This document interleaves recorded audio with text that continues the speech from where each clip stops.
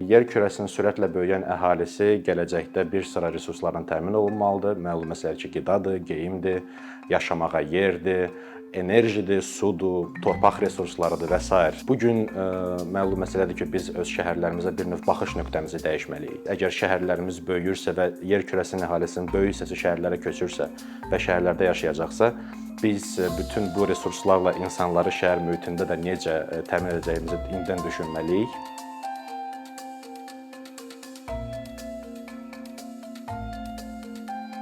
Bu gün şəhərsalma elmi adı çəkilən problemlərin bir çoxuna öz həll yollarını təklif eləyir və biz bu günümüz və sabahımız haqqında danışarkən əlbəttə ki, keçmiş haqqında da danışmaq düzgün olardı. 19-cu əsrin sonlarında, 20-ci əsrin əvvəllərində şəhərlər avtomobillər olmadığı üçün piyada hərəkət üçün layihələndirirdilər və bu məsələ kəskin şəkildə dəyişməyə başladı. Xüsusən də 20-ci əsrin əvvəlində şəxsi avtomobillərin sənaye formasında istehsalından başlayaraq və İkinci Dünya müharibəsindən sonra bu şəxsi avtomobillərə tələbin xeyli artmasından sonra şəhərlərin görünüşü dəyişməyə başladı. Əgər əvvəllər şəhərlərdə biz küçə görürdüksə, artıq 20-ci əsrin 20-ci, 30-cu illərindən və İkinci Dünya müharibəsindən sonra biz küçələrlə yanaşı yollar da görürük. O vaxtı şəhərlərin layihələndirilməsi ilə memarlar məşğul olurdular.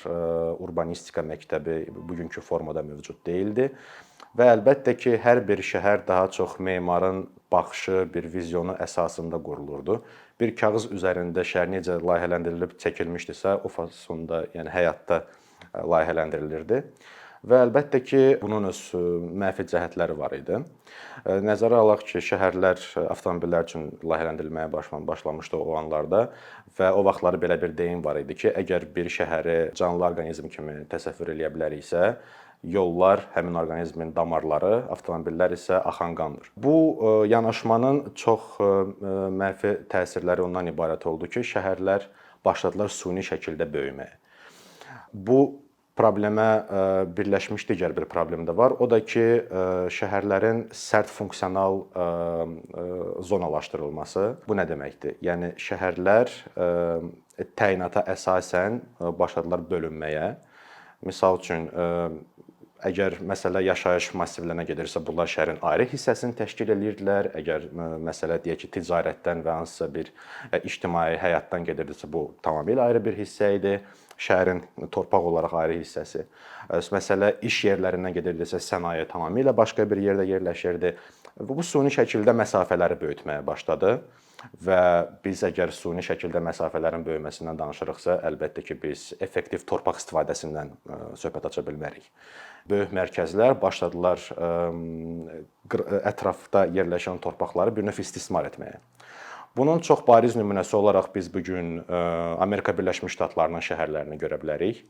Amerikan kinolarından bu gün gördüyümüz, yəni ənənəvi bir görünüş var, məktəb avtobusu görünüşü. Yəni bu bir növ həmin səhiflərin birbaşa göstəricisidir, vaxtı ikən buraxılmış səhiflərin. Bu əlbəttə ki, İkinci Dünya müharibəsindən sonra bir sentiment yaranmışdı, Amerikan xəyalı sentimenti, hansı ki, nəinki Amerika Birləşmiş Ştatları, bütün Qərbi Avropanı da əhatə eləmişdi. Əsas məsələ nə? Yəni ondan ibarət idi ki, hər bir Amerikalı ailənin öz evi və öz avtomobilləri olmalı idi.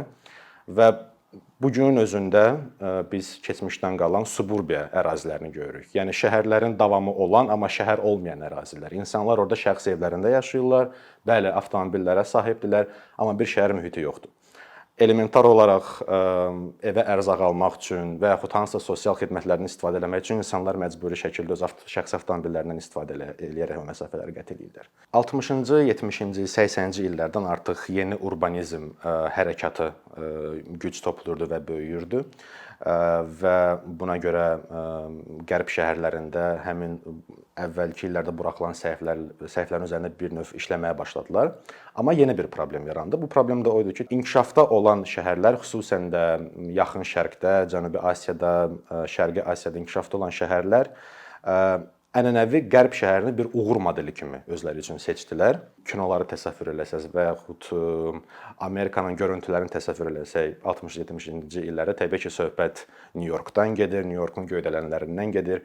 Əlbəttə o vaxtları şəhər salan insanlar inkişaf edən ölkələrdə nəzərə almırdılar ki, bəs Nyu-York şəhərinin 90% orta və kiçik mərtəbəli binalardan ibarətdir. Yəni o göydələnlər şəhərin yalnız 10%-ni təşkil edir. Amma bir uğur modeli var idi və o uğur modeli kopyalanmağa başladı inkişaf edən ölkələrdə və nəticə etibarilə biz Sinqapur, Dubay kimi şəhərləri, Shenzhen kimi şəhəri gördük, biz Mumbai kimi, New Delhi kimi şəhərləri gördük və getdikcə bu şəhərlərə baxıb ilhamlanan yeni şəhərləri görürük. İçi yaşadığımız Bakı şəhəri olmaqla yanaşı, Qazaxıstanın Nur-Sultan şəhəri olsun, Amerikanın inkişaf edən ölkələrinin paytaxtları olsun, Dar es Salaam olsun, Lusaka, Qahirə şəhəri və s.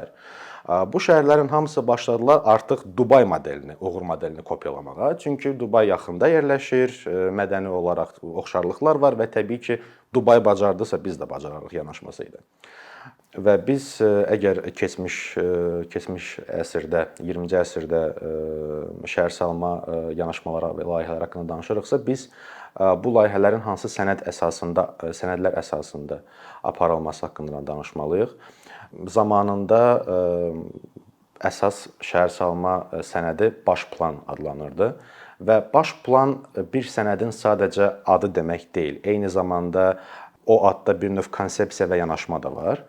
Və belə ki, baş plan sənədini digər sənədlərdən fərqli edən əsas xüsusiyyət o idi ki, baş plan sənədi daha çox konkret ərazi ilə limitlənmiş, xəritələrdən ibarət, daha çox peşəkarlara ünvanlanmış, yəni ərazidə yaşayan insanlar deyil, peşəkarlara ünvanlanmış sənəddir. Özü-özlüyündə bir layihə idi. Yəni direktiv xarakter daşıyan bir layihə idi. Yəni ki, əsas mərkəz tərəfindən yaradılırdı və yerində icra olunurdu. Və bu təbii ki, ölkədən asılı olmayaraq bir qayda olaraq belə bir yanaşma var idi bu məsələyə. Onu da vurğulayım ki, Sovet İttifaqı dövründə şəhərsalma layihələri bundan daha proqressiv formada baş verirdi. Layihələrin hazırlanması daha proqressiv formada baş verirdi nisbətdə. Və baş planın əsas xüsusiyyətlərindən biri də odur ki, ərazidə yaşayan əhali iştirakçı deyil və şəhərsalma planının yaradıcılarından biri də deyil, istehlakçı kimi qələmə verilirdi. Bundan fərqli olaraq bugünkü günü biz başqa bir yanaşmanın ərsəyə gəlməsinin şahidi oluruq. O da ki, strateji şəhər planlanması yanaşmasıdır. Strateji planlama haqqında ümumiyyətlə bir faktor olaraq danışsaq, onu deməliyik ki, strateji planlama tək şəhərsalma deyil, digər sahələrdə də var və öz kökünü strateji planlama sırf korporativ biznes mühitindən götürür. 20-ci əsrdə və dövrümüzdə də bir çox böyük şirkətlər öz gələcək inkişaf strategiyalarını düzgün qurmaq üçün strateji planlardan istifadə edirdilər və bunun əsas məqsədi o idi ki, prosedur ümumi şəkildə bütün mərhələləri əhatə eləsin və bu mərhələlərdə kimlər iştirak edəcəksə və kimin fəaliyyəti nədən sırf ibarət olacaqsa, bunun hamısı konkret şəkildə qeyd olunsun. Və strateji planlamanı baş plandan fərqli edən bir vacib xüsusiyyət də odur ki, strateji planlama öz dövrünə adaptasiya oluna bilən bir formatdır. Yəni, əgər prosedur ərzində nəsə dəyişdisə, strateji planlamanı adaptasiya etmək mümkün olur.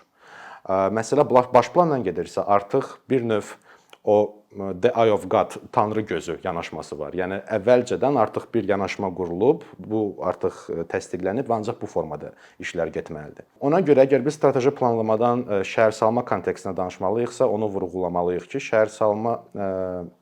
şəhərsalmada bu yanaşma yerli əhalini cəlb eləyən və insanların fikirlərini və onların öz yaşadıkları mühitə baxışlarını təhlil eləyir. Əlbəttə ki, söhbət tək yerli əhalidən getmir. Bir ərazini təsəvvür eləsək, o ərazidə həm yerli əhali var, həm ərazi təqdim olunmuş digər tərəflər də var, maraqlı tərəflər. Bu ola bilər böyük biznes, orta-kiçik biznes ola bilər, dövlət qurumları ola bilər, ondan sonra sakinlərin birlikləri ola bilər, bu qeyri-hökumət təşkilatları ola bilər və s. Strateji planlamada bu tərəflərin birgə müzakirəsi nəticəsində vahid, hamı üçün eyni olan və hamını bir hədəf ətrafında birləşdirən konkret hədəflər qoyulur və o hədəflərə çatmaq üçün konkret iş planı hazırlanır.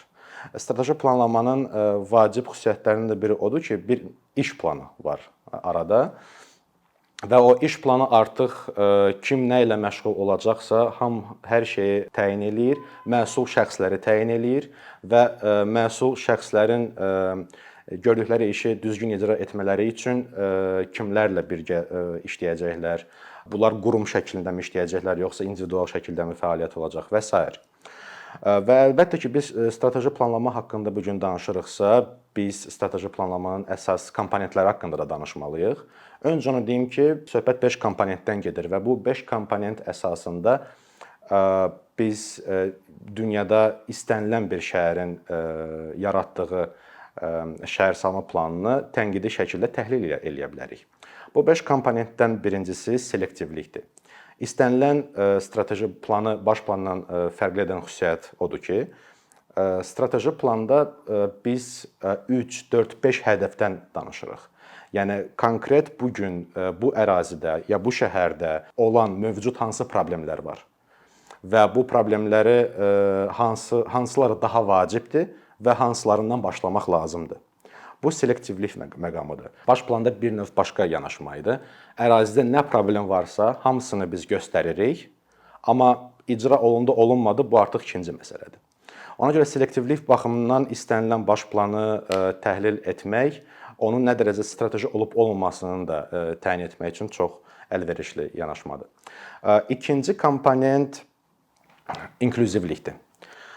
Bu komponentdən danışarkən biz əlbəttə ki, şəhərsalma planının yaradılması zamanı və qoyulan hədəflərə çatmaq üçün insanların birgə əməkdaşlığı və bu əməkdaşlığa kimlərin daxil olmasından söhbət gedir. Əlbəttə ki, planın hazırlanması dövründə müəyyən workshoplar təşkil olunur, insanlar ora dəvət olunur. Bütün müxtəlif stakeholderlar və stakeholder demişkən söhbət yerli əhalidən də eyni zamanda gedir və birgə iş əsasında iş qrupu yaradılır və bu işçi qrup nə ilə məşğul olacaq, o hədəflər təyin olunur. Strateji şəhərsalmada üçüncü vacib komponent də inteqrativlik komponentidir və biz inteqrativlik haqqında danışarkən əlbəttə ki, onu vurğulamalıyıq ki, bu prosesdə iştirak edən bir çox insan var, bir çox stakeholder var, yerli sakinlərdən tutaraq böyük bizneslərə kimi, dövlət idarələrinə kimi və s.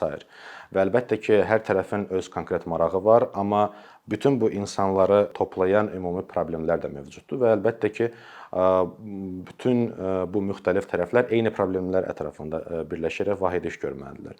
Və bu işlər vahid istiqamətdə getsin deyə, müxtəlif istiqamətlərə getməsin deyə inteqrativlik komponenti çox vacibdir və bunu strateji plan sənədinin məzmunundan başa düşmək olur artıq.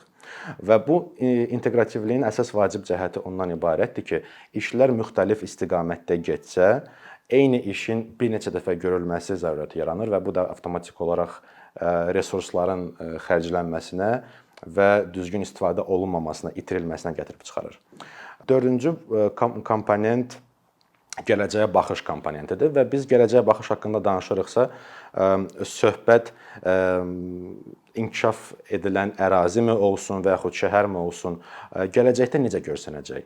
Qoyulan hədəflərə çatandan sonra nə dəyişikliklər olacaq? Bu dəyişikliklərdən kimlər qazanacaq? İnsanların sosial rifahında nə dərəcədə pozitiv dəyişikliklər baş verəcək bunların nəticəsində? Ümumi olaraq bunu göstərir və nə dərəcədə dolğun şəkildə bu müzakirə olunubsa sənəddə bir o qədər yaxşıdır. Və əlbəttə ki, gələcəyə baxışdan danışırıqsa, bu bir növ şəhərin və ərazinin iqtisadi inkişafının vektorlarını təyin eləyir. Beşinci komponentdəki fəaliyyət yönümlülükdür. Ümumiyyətlə müasir strateji şəhərsalma planında 2 hissə olur adətən. Birinci hissə əvvəl dediyim bütün məsələləri müzakirə edən hissə. İkinci hissə isə layihələr, konkret nələr görüləcək, məsul şəxslər kimdir? Bunun hamısında bir idarəçi heyəti varsa, kimlərdən ibarətdir? İdarəçi heyətin vəzifələri nədən ibarətdir? Ən əsas məsul şəxs bu prosesin içində kimdir? Bu adətən yəni şəhərin əsas şəhərsalma idarəsi olur. Ona görə müasir şəhərsalma planını fərqləndirən əsas cəhətlərdən də biri odur ki, istənilən sənəddə ikinci implementation part, yəni həyata keçirmə hissəsi mütləq olmalıdır. Bu gün biz strateji planlama haqqında danışırıqsa, biz əlbəttə ki, bunu Bakı şəhərinin nümunəsində də müzakirə etməliyik. Bildiyimiz kimi 2021-ci ilin əvvəllərinə deyəsən fevral ayı idi. Bakı şəhərinin baş planı işıq üzü görməli idi və böyük ictimaiyyətə təqdim olunmalı idi. Amma təəssüf ki, hələ də bu baş verməyib və belə başa düşürəm ki, işlər hələ də davam eləyir. Düzdür, sənəd hələ ki yoxdur, sənədlə tanış olmamışıq və obyektiv heç bir təhlil eləyə bilmirik və heç bir konkret fikir bildirə bilmərik. Amma ki, bura kimi olunanlardan bəzi maraqlı məqamlara toxunmaq lazımdır. 2020-ci ilin sentyabr ayında bu planın ilkin versiyası Arxitektura və Şəhərsalma Komitəsinin saytında paylaşılmışdı və ilkin versiya ilə insanların tanış olub və öz irad təkliflərini bildirmələri xahiş olunmuşdu. Sentyabrdan dekabra kimi 3 ay ərzində vaxt verilmişdi, amma təəssüf ki, bu dövrün 44 günü müharibə ilə eyni vaxta düşdü. Və məlum məsələdir ki, əhalinin fikri və bütün duyğuları orada deyildi və mən belə başa düşürəm ki, lazım olan dərəcədə nə təklif, nə tənqid ala bilmədi Şəhərsalma Komitəsi. Amma buna baxmayaraq işlər bitmiş kimi göstərildi və böyük bir müzakirəyə səbəb olmadı bu mövzu. İstəyərdim ki, bu mövzu təzədən açılsın, böyük bir nisbətən 3, 4, 6 aya kimi, bəlkə də 1 ilə kimi vaxt verilsin ki, böyük ictimaiyyət təkliflərlə tanış olsun və obyektiv formada təhlil eləyərək təkliflərini və iradlarını bildirə bilsin. Bu məsələnin əsas vacib tərəfi ondan ibarətdir ki, biz insanları planlama prosesinə qataraq əlimizdə olan resursları obyektiv şəkildə dəyərləndirə bilirik və söhbət şəhər mühitindən gedirsə, təbii ki, əhali artır, amma əlimizdə olan resurslarımız azdır və limitlidir və təbii ki, o resursları düzgün şəkildə istifadə olunması üçün böyük bir proses ərzində eyni işin bir neçə dəfə görülməməsi üçün və ümumiyyətlə bütün prosesin optimallaşdırılması üçün strateji planlama çox böyük önəm daşıyır və əlbəttə ki, biz daha böyük sayda insanın problemi haqqında məlumatlıyıqsa, biz əlimizdə olan resursları daha düzgün və daha böyük insan kütləsinin problemlərini əhatə eləyəcək formada istifadə edə bilirik.